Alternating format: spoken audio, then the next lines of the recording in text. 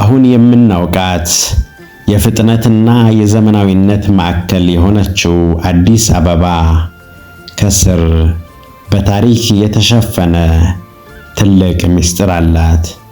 ዛሬ በኮንክሪት ህንፃዎች፣ በታክሲዎችና በዘመናዊ መንገድ በተሸፈነው የከተማዋ መሬት ስር ከዘመናት በፊት ሌላ ታላቅ ከተማ ነበረች። ስሟ በረራ ይባላል።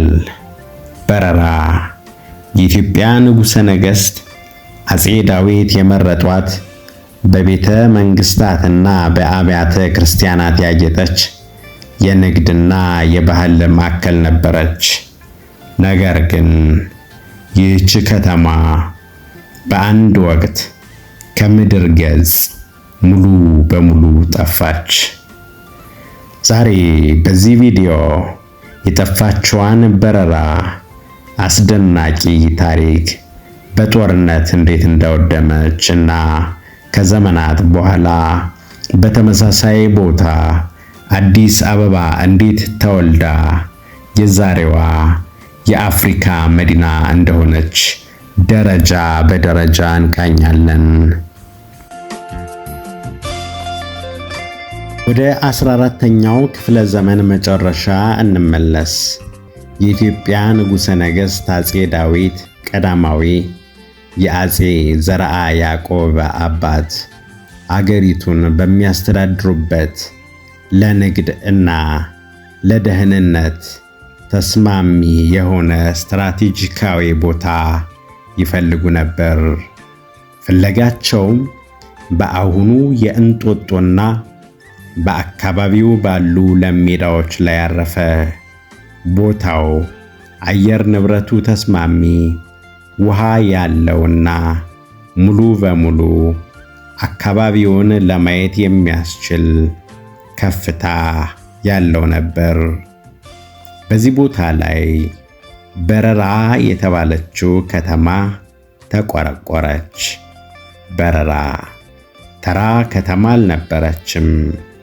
በወቅቱ የነበሩ የአውሮፓ ካርታዎች ለምሳሌ የ1459ኙ የፍራ ማውሮ ካርታ ላይ በግልጽ ተመዝግባ የምትገኝ ታዋቂ የንጉሠ ነገሥት ከተማ ነበረች።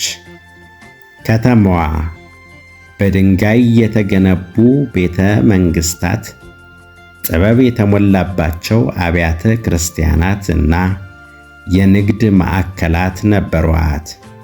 ከአረብ ሀገራት፣ ከአውሮፓና ከሩቅ ምስራቅ የሚመጡ ነጋዴዎች ለንግድ የሚጎርፉባት የባህል መገናኛ ነበረች። አፄ ዘርዓ ያዕቆብ በረራን የንግስናቸው ማዕከል አድርገው በመጠቀም ለከተማዋ እድገት ትልቅ አስተዋጽኦ አድርገዋል። በወቅቱ የነበሩ የውጭ ሀገር መሪዎች በረራን በውበቷ እና በሀብቷ ያደንቋት ነበር። ይሁን እንጂ የህዳሴዋና የብልጽግናዋ ዘመን ዘላቂ አልሆነም። በ16ኛው ክፍለ ዘመን መጀመሪያ ላይ በ1530ዎቹ በኢትዮጵያ ታሪክ ውስጥ ትልቅ መዋቅር ያከናወነ አቅጣጫ ያስቀየረው ጦርነት ተነሳ። መሐመድ ኢብን ኢብራሂም አልጋዚ በታሪክ አጠራር ግራኝ አህመድ በመባል የሚታወቀው በሱ የሚመራው ሰራዊት ወደ ማዕከላዊ የኢትዮጵያ ክፍል ዘመተ። የግራኝ አህመድ ሰራዊት በዘመናዊ የጠመንጃና የነፍስ ወከፍ መሳሪያዎች የተደገፈ በመሆኑ በወቅቱ የነበረውን የንጉሳዊ ሰራዊት ማሸነፍ ቻለ። ግራኝ አህመድ ወደ በረራ ሲደርስ ከተማዋ የንጉሠ ነገሥቱ የሥልጣንና የሃይማኖት ማዕከል መሆኗን ስለተረዳ ከተማዋን ሙሉ በሙሉ ለማፍረስ ወሰነ። በ1531 ዓመተ ምህረት አካባቢ በረራ በታላቅ እሳት ተቃጠለች። አብያተ ክርስቲያናቱ፣ አብያተ መንግስታቱ፣ የታሪክ ሰነዶችና ጥበባዊ ቅርሶቹ ሙሉ በሙሉ በእሳትና በጦርነት አፈር ሆኑ። ሕዝቡ ተበተነ። ከተማዋም ከነበረችበት የግርማ ሞገስ ደረጃ ወደ ባዶ ሜዳነት ተቀየረች። ከዚህ ውድመት በኋላ በረራ በታሪክ መጻሕፍት እና በካርታዎች ላይ ብቻ ስሟ ቀረ። ቦታው ለዘመናት በዱር እና በሳር ተሸፍኖ የጠፋችው ከተማ በመባል ለዘመናት ተረሳች። ከ300 ዓመታት በኋላ በ19ኛው ክፍለ ዘመን መጨረሻ ላይ ታሪክ ራሱን ደገመ። የሸዋው ንጉሥ፣ በኋላ የኢትዮጵያ ንጉሠ ነገሥት ዳግማዊ ሚኒሊክ እና እቴጌ ጣይቱ ብጡል የመንግስታቸውን ማዕከል ከሸዋ ተራሮች ወደ ታች ወርደው ለማድረግ ወሰኑ። የመጀመሪያ ማረፊያቸው እንጦጦ ተራራ ነበር። እንጦጦ ላይ ቤተ መንግስት ቢሰሩም ቦታው ለብርድ አስቸጋሪ ነበር። እቴጌ ጣይቱ ከእንጦጦ ተራራ ወደ ታች ሲመለከቱ ከስር የሚወጣውን ሙቅ ፍል ውሃ እና ለም ሜዳ ተመለከቱ። ወደ ታች ወርደው በፍል ውሃው አካባቢ ድንኳን ጣሉ። ቦታው በፍል ውሃ በአየር ንብረቱና በተፈጥሮ ውበቱ ማረካቸው። በ1879 ዓመተ ምህረት እንደ አውሮፓውያኑ አቆጣጠር በ1886 እቴጌ ጣይቱ ብጡል ለዚህ አዲስ ማረፊያ ቦታ አዲስ አበባ የሚል ስም ሰጡት። አዲስ አበባ ማለት አዲስ ፍሬ፣ ፍሬ የሚያስገኝ ያማረ፣ የተዋበ ማለት ነው።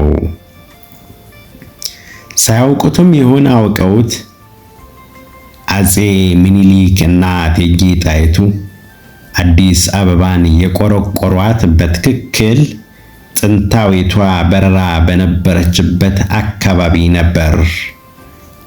አጼ ሚኒሊክ የቤተ መንግስት ግንባታ ሲጀምሩ አውሮፓውያን አማካሪዎችን፣ የውጭ አገር ነጋዴዎችንና ልዩ ልዩ የህብረተሰብ ክፍሎችን ጋብዘው ነበር።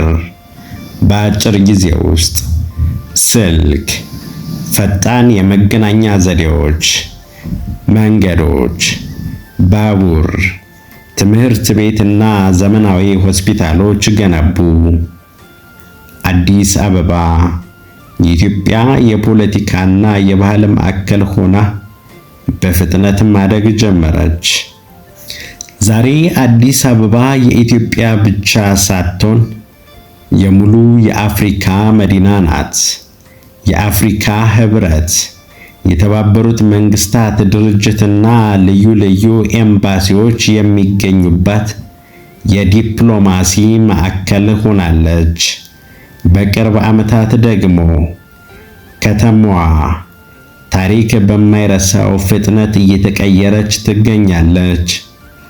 የተለያዩ ልማቶች፣ የኮሪደር ግንባታዎች፣ ዘመናዊ ፓርኮች፣ የባቡር መስመሮች እና የተለያዩ ህንፃዎች፣ የቱሪስት መስህቦች የከተማዋን ገጽታ ሙሉ በሙሉ ቀይረውታል።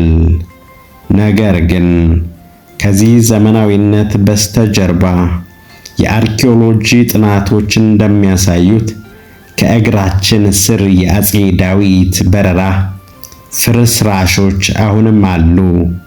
የታሪክ ተመራማሪዎች በአዲስ አበባ እና በአካባቢዋ ለምሳሌ በእንጦጦና በየካ አካባቢዎች የሚያደርጓቸው ቁፋሮች የጥንቷን በረራ ታሪክና ስልጣኔ እንደገና እያወጡት ይገኛሉ።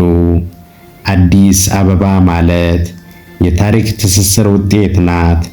ከበረራ ውድመት ተነስታ በአዲስ አበባ ስም እንደገና የበቀለች፣ ውድቀትን አልፋ ወደ ከፍታ የተሸጋገረች ከተማ።